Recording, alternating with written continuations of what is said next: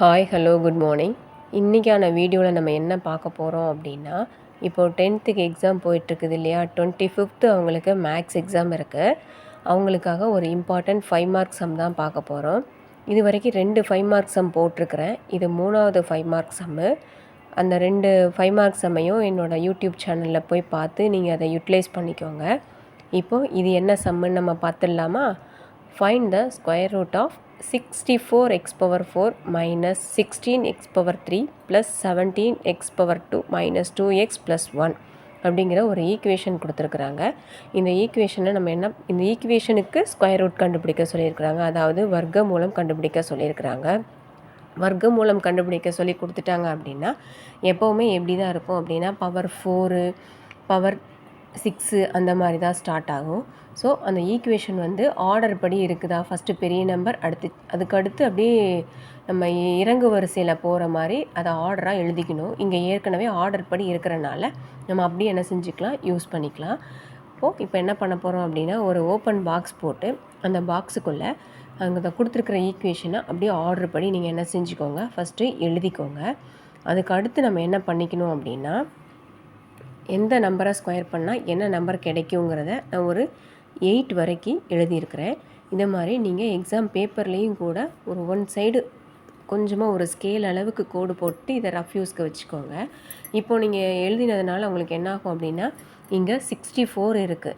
இப்போது டக்குன்னு நமக்கு தெரியல அப்படின்னா 64 எந்த நம்பரை ஸ்கொயர் பண்ணால் கிடைக்கிது அப்படிங்கிறத அதை நம்ம பார்த்தாலே என்ன செஞ்சிடலாம், கண்டுபிடிச்சிடலாம்.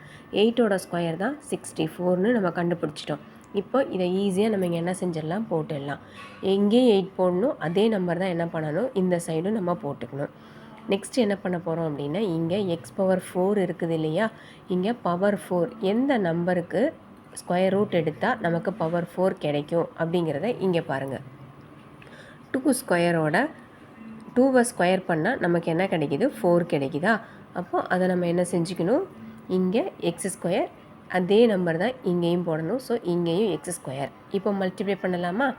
இங்கே 8x ஸ்கொயர், இங்கேயும் 8x ஸ்கொயர், ரெண்டையும் பெருக்குனா 8 × 8 8 × 8 64 X square into X square X power 4ன்னு கிடச்சிரும். இப்போது ரெண்டுமே ஒரே சைனில் இருக்குது. நம்ம என்ன பண்ணணும், சைனை சேஞ்ச் பண்ணணும். ஸோ ப்ளஸ் சைன் மைனஸாக சேஞ்ச் ஆகும். ஸோ இது ரெண்டும் கிராஸ் ஆகிடும். நெக்ஸ்ட் என்ன பண்ணணும் அப்படின்னா, 16x³ ப்ளஸ் 17x ஸ்கொயரை அப்படியே கீழே இறக்குங்க. இறக்கிட்டு இப்போது இங்கே வாங்க. இங்கே என்ன பண்ணணும் அப்படின்னா, இங்கே மேலே 8 இருக்குது இல்லையா, 8x ஸ்கொயர் இருக்குதுல்ல, இதை அப்படியே 2ஆல் மல்டிப்ளை பண்ணி இங்கே 16 2ஆல் மல்டிப்ளை பண்ணால் நமக்கு என்ன கிடைக்கும், 16 கிடைக்கும். ஸோ 16x ஸ்கொயர் அப்படின்னு நம்ம போட்டுக்கிறோம். நெக்ஸ்ட்டு என்ன பண்ணணும் அப்படின்னா, இங்கே என்ன சைன் இருக்கோ அந்த சைனை மேலே போட்டுக்கணும். இப்போது இங்கே ஸ்கொயர் இருக்குது, இங்கே க்யூப் இருக்குது. அப்போது இங்கே இதுக்கு அடுத்து என்ன கிடைக்கும், ஸ்கொயர் இருக்குது, ஸ்கொயருக்கு அடுத்து எக்ஸ் தான் கிடைக்கும். ஸோ அதுக்கு அடுத்து எக்ஸ் போடணுங்கிறது நமக்கு கன்ஃபார்ம் ஆகிடும். இங்கே 16 இருக்குது, இங்கேயும் 16 இருக்குது. நமக்கு இங்கே இருக்கிற 16 கிடைக்கிறதுக்கு இந்த நம்பரோட எதை பெருக்குனா 16 கிடைக்கும்னு பாருங்கள். 1 பெருக்குனா நமக்கு என்ன கிடைக்கும், 16 கிடைச்சிடும். ஸோ 1 × x × 16x அந்த மேலே போடுற அதே நம்பர் தான் என்ன பண்ணணும், இங்கேயும் போடணும்.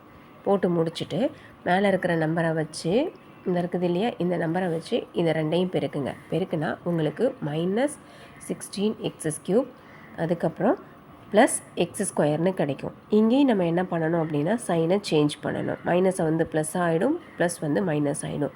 இப்போ இந்த 16x square X power 3 cancel ஆகிடும். நெக்ஸ்ட்டு என்ன இருக்குது அப்படின்னா, 17x ஸ்கொயர் இருக்குது. இதுலேருந்து ஒரு எக்ஸ் ஸ்கொயரை கழிச்சிட்டோம் அப்படின்னா 16x ஸ்கொயர் மட்டும் கிடைக்கும்.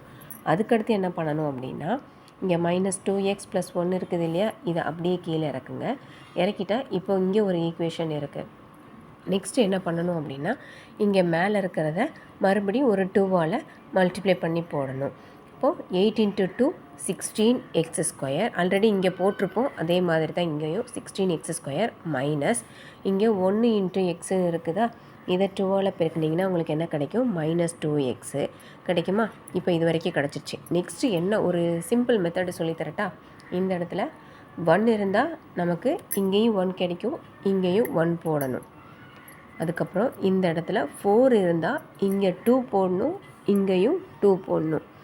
இங்கே 9 இருந்தால் இங்கே 3 போடணும், இங்கேயும் 3 போடணும். இதே மாதிரி இங்கே எழுதியிருக்கிறோம் இல்லையா, இந்த ஆர்டர் படி தான் நம்ம வந்து இந்த இடத்துல இருக்கிற நம்பரை பொறுத்து போட வேண்டி வரும். இப்போ நமக்கு இந்த இடத்துல 1 இருக்கிறனால நம்ம மேலேயும் 1 தான் போடணும், இந்த சைடும் 1 போட்டு கொடுத்துருக்குற ஈக்குவேஷனை அப்படியே 1ஆல் ஃபுல்லாக பெருக்கி போட்டுட்டா போதும். ஸோ 1 வச்சு 16x² பெருக்குனிங்கன்னா உங்களுக்கு 16x² கிடைக்கும். அகெயின் -2x 1 வச்சு பெருக்குனிங்கன்னா -2x + 1 கிடச்சிரும். இப்போ என்ன பண்ணணும், சைனை சேஞ்ச் பண்ணணும். இங்கே சைனை சேஞ்ச் பண்ணால் ப்ளஸ் இருக்குது மைனஸ் ஆகும், மைனஸ் இருக்குது ப்ளஸ் ஆகும், ப்ளஸ் இருக்குது மைனஸ் ஆகும். இப்போ 16x² கேன்சல் ஆகிடும், 2x கேன்சல் ஆகிடும், +1 கேன்சல் ஆகிடும். ஸோ 0 கிடச்சிரும். அப்போது இதோட ஸ்கொயர் ரூட் வந்து என்னது அப்படின்னா 8x² - x + 1. இதுதான் இந்த கொடுத்துருக்கிற ஈக்குவேஷனோட ஸ்கொயர் ரூட். கடைசியில் ஆன்சரை எடுத்து எழுதிட்டிங்கன்னா, ஆன்சரை எடுத்து எழுதுறதுக்கும் உங்களுக்கு மார்க் கொடுப்பாங்க. ஸோ எடுத்து எழுதிட்டிங்கன்னா இந்த சம் கம்ப்ளீட் ஆகிடும். இந்த சம்மை எல்லோரும் யூஸ்ஃபுல்லாக யூட்டிலைஸ் பண்ணிக்கோங்க. உங்களுக்கு எதுவும் டவுட்ஸ் இருந்துச்சுன்னா கமெண்ட்டில் கேளுங்கள். தேங்க்யூ ஃபார் வாட்சிங்.